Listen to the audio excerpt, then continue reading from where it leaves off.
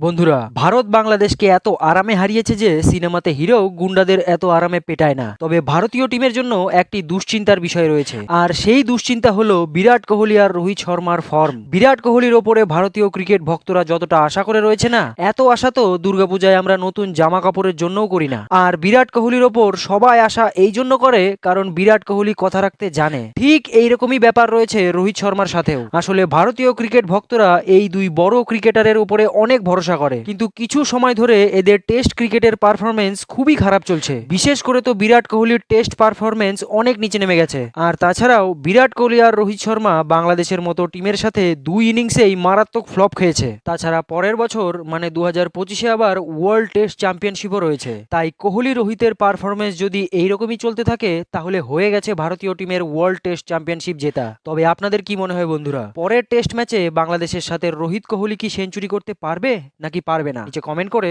অবশ্যই জানাবেন।